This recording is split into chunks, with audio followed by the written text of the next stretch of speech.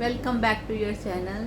चलो आज के श्लोकों का पठन करते हैं। नीतम कुरु करम त्वं करम जयतो कर्मणः शरीरे यात्रापि चातेना प्रसिद्धि कर्मणे द कर्मणः।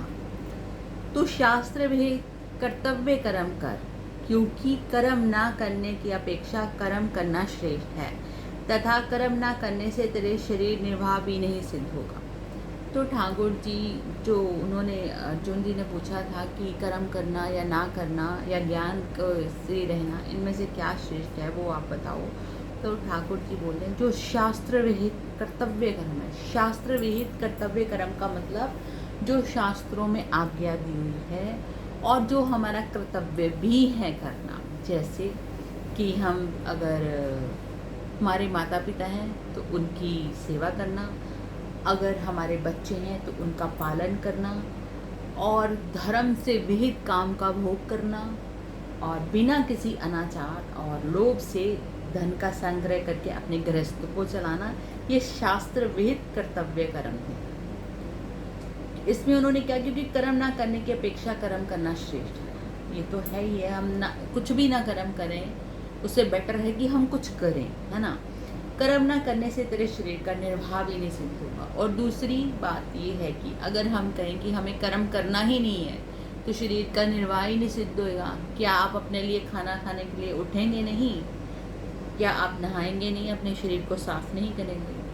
क्या आप किसी से बात नहीं करेंगे? ये भी तो कर्म है ना। तो ये शरीर का निर्वाह ही नहीं होगा, बैठे रहोगे कि कुछ भी नहीं करना है तो आपका शरीर का निर्वाह भी सिद्ध नहीं होगा। ठाकुर जी बोलते हैं कि कर्म हर हालत में करना ही पड़ता है।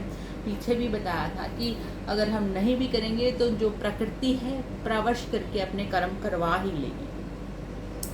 अगला श्लोक, यज्ञार्थ कर्माणि अंतरे लोकयांत कर्म बंधना तधर्म कर्म कौन्तेय मुक्त संग समाचार। यज्ञ के निमित्त किए जाने वाले कर्मों में आसक्ति रहित दूसरे कर्म में लगा हुआ ही मनुष्य समुदाय कर्मों से बंधता है। इसलिए हे अर्जुन, तू आसक्ति से रहित होकर उस यज्ञ निमित्त ही बलि भांति कर्तव्य कर्म कर।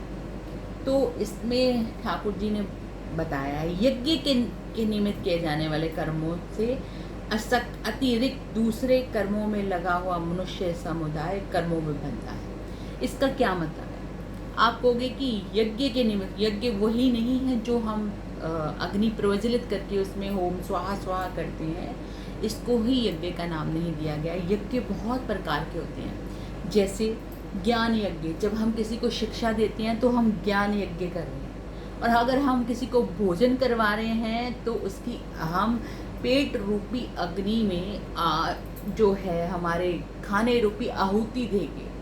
तो ये भी एक दान, भोजन का दान रूपी यज्ञ है। और भी जैसे भी हम जिस चीज़ के शास्त्र विहित कर्म करने का जो नाम है उसको यज्ञ ही कहा गया है, जो कर्तव्य से है, जो करना जरूरी है और जिसकी शास्त्र में आज्ञा है। तो ठाकुर जी कहते हैं कि अगर हम यज्ञ के निमित्त कहते, जैसे हम यज्ञों के निमित्त मतलब हमें इन सब चीज़ों कर्तव्य कर्मों के लिए जिसके लिए हमें बाध्य किया गया है शास्त्रों में, उसके अनुसार अगर हम नहीं कर्म करके किसी दूसरे अपनी मर्जी से करते हैं कि हम उठ रहे हैं लेट और खाना खा रहे हैं, जो भी ना अभक्ष्य चीज़ें हैं, मांस मदिरा कुछ भी ले रहे हैं, और जैसे कि आजकल है नहीं कि ट्रेंड की पैसे लेके पढ़ाना, ये भी शास्त्रों में लिखा नहीं हुआ। गुरु जी अपनी मर्जी से जो शिक्षा देते हैं और शिष्य अपनी मर्जी से दक्षिणा देता है, ये पहले का सिद्धांत था। लेकिन अब कलयुग है, हर चीज़ उल्टा पुल्टा चल रहा है। तो फिर भी जितना हमसे पॉसिबल हो उतने कर्तव्यों के जो यज्ञ के अनुसार कर्म करने चाहिए।